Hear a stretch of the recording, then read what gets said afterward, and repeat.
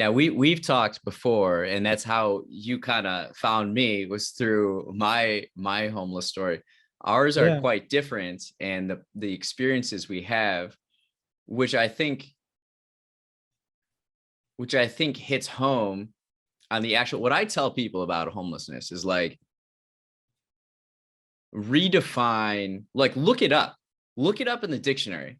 And homeless, it just says persons lacking permanent housing. That's all it says. It's not a physical appearance. It's not a mindset. It's like literally that's all it is. And you have your experience as a youth experiencing homelessness. There's I mean, there's so many different situations. I remember filling out, I was in a van by the Department of Human Services being taken from the police station. So I used to go to the soup kitchen on a regular basis. And, there's one of the guys there, he asked like where I stayed. And I said, oh, just kind of around in the parks and stuff. And he said, oh, you can get housing, go to a public telephone. Now, at this time, there were like pay phones. I don't know. This was like 10 years ago. Or a police station, and call 311 and someone will come help you out. So I was at this police station in Chicago, and I go up to the front desk and I tell them, oh, like, I'm homeless. I need a place to stay. So I call 311, and I talk to someone, I let them know. So that I sit on a bench and I wait, and I wait, and I wait, and I wait. I go up to the front desk. I'm like, it's been like over an hour and a half. Like, are they coming? They're like, oh yeah, sometimes it'll take them like 6 hours. And I'm just like, what? Like, cause here I thought, oh, someone needs housing. Like we got to go help them. And it was like 3 hours past. But in this van, where they took me to an overnight shelter, there were all these lists. There's this like list of reasons. And I was supposed to check off like my reason for being homeless.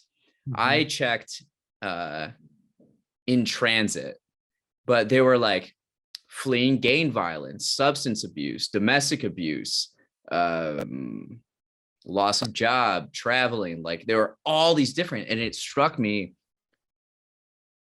there's not one experience. It's like homelessness can affect anybody, and it's the result of so many different things. There's not like one direct action or cause of it. It can be anything. And so it's interesting to hear your perspective on it, coming from a totally different experience, right?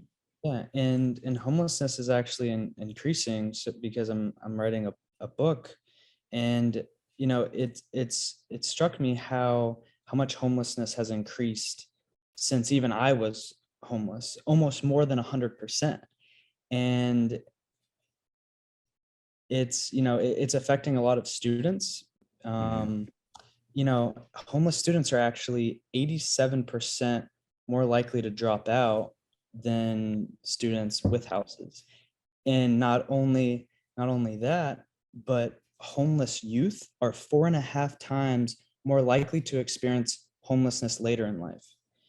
And that's a big problem. Depending on, I think it's very your imagination doesn't have to work too hard to see how this can lead into damaging effects later on, right? Yeah.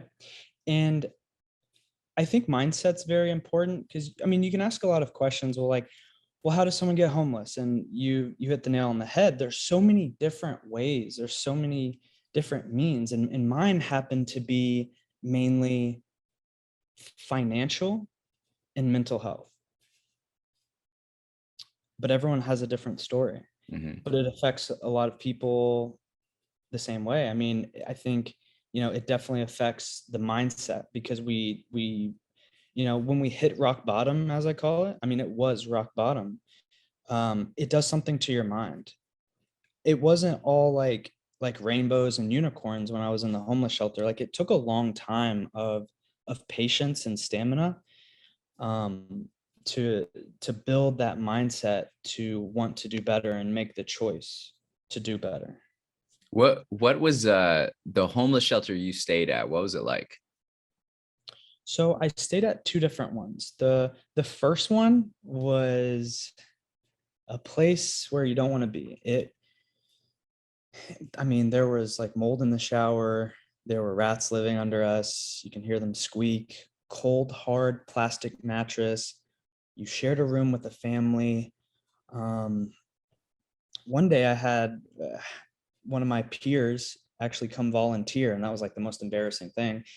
Um, the second So one, a peer volunteered at a homeless shelter that you stayed at, yeah, and then what was that okay, so interaction like when you first talked to when each I other? when I tell you my stomach like just dropped. So like it was supper, it was like dinner time, and there's like a little bell that rang, and you can hear everyone like darting to the soup kitchen. And we're waiting in line for the soup kitchen, me, my dad, and my brother. And I'm kind of like peeking in. It was actually one of the first few weeks, and I'm peeking in, and I'm like just seeing what's going on. And I saw one of the kids that was in my class, and I never felt just so embarrassed. And I was like, okay, do I come up with an excuse? Like, do I stay in this line? Do I go back to the bunk? Like, what do I do? Because I want to avoid the situation. And I chose to stay in the line. But as I got up, we looked at each other in the face, and his face just lit up. And I mean, his eyes told a thousand words. Yeah. Uh, he was confused, and I was kind of just looking down. There was no exchange, and he plopped his mashed potatoes on, and I went back with my family and in the cafeteria, and I was just thinking of all the things, that I'm gonna have to deal with tomorrow at school. Of is he gonna tell people? Is he gonna ask questions? And that's kind of what I've dealt with for many years of my childhood, is all these questions that I didn't necessarily have answers to. How old were you at the time of I that was exchange? of that experience, I was 9 years old. Okay.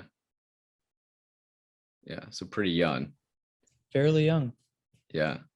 but that embarrassment was real, and it like forever stays with me. Oh yeah. I bet you still remember it. Mhm.